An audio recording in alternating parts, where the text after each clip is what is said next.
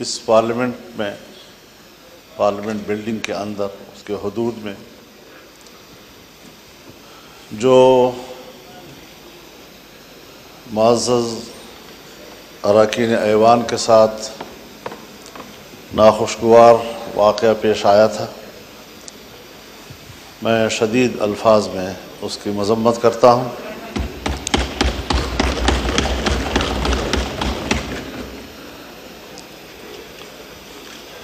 ساتھ ہی آپ نے اپنے ایوان کے کولیگز کے حوالے سے جو اقدام کیا ہے اس پر میں آپ کو خراج تحسین پیش کرتا ہوں، لیکن یہاں جو ہم تقریریں کر رہے ہیں، اس کی مذمت کر رہے ہیں، یہ صرف اپوزیشن ارکان کے ساتھ نہیں ہوا، بلکہ یہ بذات خود پورے ایوان کے ساتھ ہوا ہے۔ ہر رکن اسمبلی کے ساتھ ایوان کا تقدس وابستہ ہوتا ہے، اور جب اس کی عزت، اس کی آبرو کو بریچ کیا جاتا ہے تو پارلیمنٹ باقاعدہ اس پر ایک کمیٹی بناتی ہے، اس کمیٹی میں معاملات جاتے ہیں، اس کو سنجیدگی سے لیا جاتا ہے۔ حق تو یہ ہے جناب اسپیکر کہ آپ کی قیادت میں اس ایوان کو کم از کم 3 دن تک بند کر دیا جاتا احتجاج کے طور پر کہ آئندہ اس ایوان کے ساتھ اور اس کے اراکین کے ساتھ اس قسم کے اقدامات نہیں ہوں گے۔ جناب اسپیکر، ہم ان مراحل سے گزر چکے ہیں۔ جنرل مشرف کا زمانہ تھا، ہم اپوزیشن میں تھے، ایل ایف او کے ذریعے انہوں نے سپریم کورٹ کے جج کی عمر 68 سال کر دی تھی، اور ہم نے لڑ کر اس کی عمر کو 65 پہ لے آئے بڑے مشکل کے ساتھ۔ ایک فوجی حکومت میں فوج کے فیصلے کو ریڈیوس کیا جہاں تک ہم سے ہو سکتا تھا۔ میری اپنی ذاتی رائے یہی تھی کہ ان کو 62 سال تک رکھا جائے، لیکن بہرحال دوستوں کی اجتماعی رائے میں 65 سال ہوئی۔ اس 65 سال کے فیصلے پر ہمارے بھائی ہیں، ہمارے محترم ہیں، پاکستان پیپلز پارٹی اس وقت یہاں ہمارے ساتھ اپوزیشن میں بیٹھی تھی، اپوزیشن میں بیٹھ کر انہوں نے میرے اوپر تنقید کی تھی، ایم ایم اے اوپر تنقید کی تھی کہ آپ نے 65 سال کیوں دیے ہیں ان کو۔ آج آپ ان کی عمر کے اضافے میں وہاں اس بینچوں میں بیٹھ کر اس کی تائید کریں گے؟ کیسے کریں گے؟ کیوں کریں گے میرے بھائی؟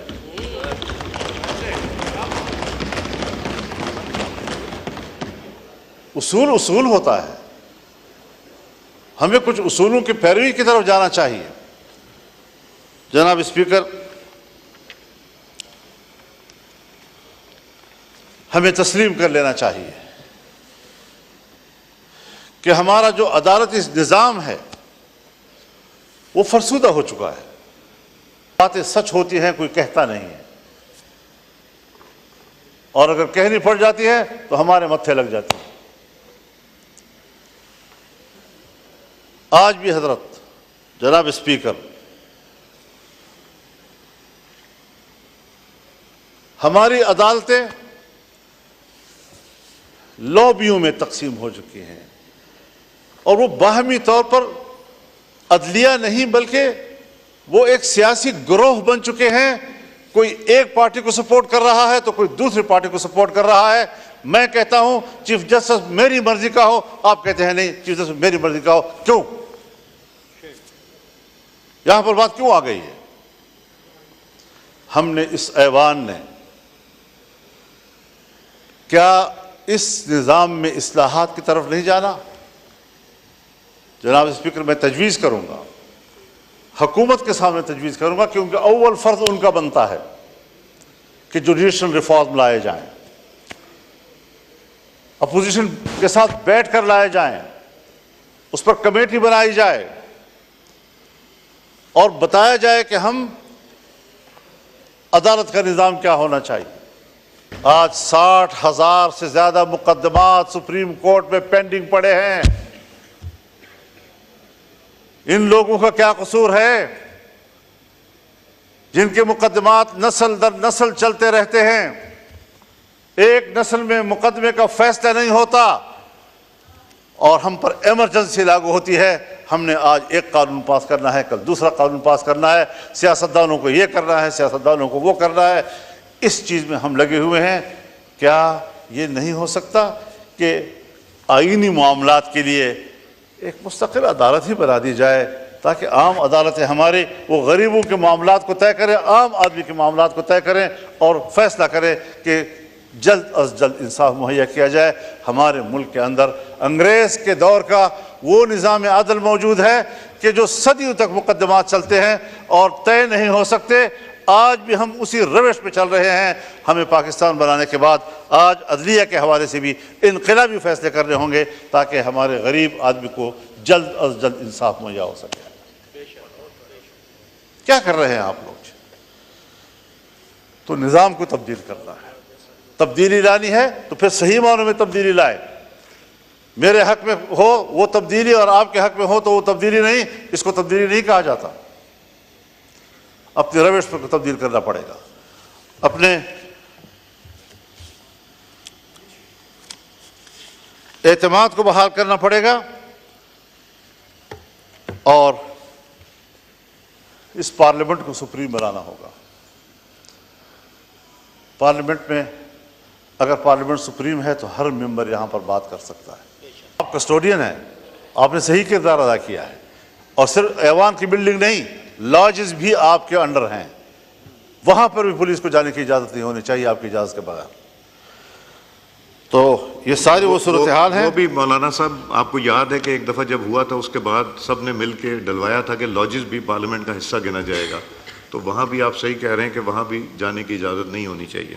اس ساری چیزوں کو دیکھ کر ہمیں اصلاحات کی طرف جانا چاہیے، اور اس کے لیے میں تو یہ سوچتا ہوں اور میری تجویز ہوگی کہ چیف جسٹس کے لیے جوڈیشل کونسل اور پارلیمانی کمیٹی کا مشترکہ اجلاس ہو اور یہ فیصلہ کریں کہ کس کے حق میں فیصلہ کیا جاتا ہے، پینل لائے جائیں، 3 کے لائے جائیں یا 5 کے لائے جائیں، لیکن اصلاح کی طرف تو جائیں۔ ممکن ہے میری رائے غلط ہو، میں کوئی ایسی بات نہیں کہہ رہا ہوں کہ خدا نخواستہ کوئی حتمی بات ہے، لیکن اس پارلیمنٹ کو پر اعتماد کیا جائے، اس کی کمیٹی بیٹھے، ان کے ساتھ بیٹھے، سوچے اس بات پر کہ ہم نے عدلیہ کے اندر اصلاحات کیسے لانی اور ایوان میں پیش کیے جائیں۔ تو ان چیزوں پر ہمیں فوکس کرنا چاہیے۔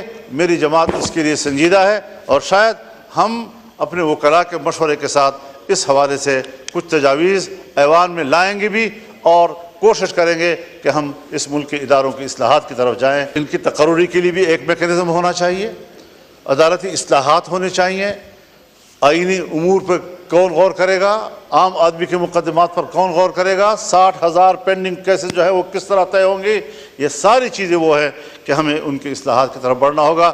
میں اس وقت حکومت کو خاص طور پر اور ٹریجری پہ بیٹھے ہوئے معزز اراکین کو خاص طور پر اس طرح متوجہ کروں گا کہ سب سے پہلے ذمہ داری آپ کی بنتی ہے، آپ کو اس بارے میں اقدامات کرنے چاہیے، اپوزیشن کو اعتماد ملیں، ہمیں اعتماد ملیں، ورنہ پھر ہم خود اصلاحات کی تجاویز اپوزیشن دوستوں کے مشوروں کے ساتھ پیش کریں گے اور انشاءاللہ العزیز اس کام کو آگے بڑھانا ہے۔ اللہ تعالی ہماری مدد فرمائے۔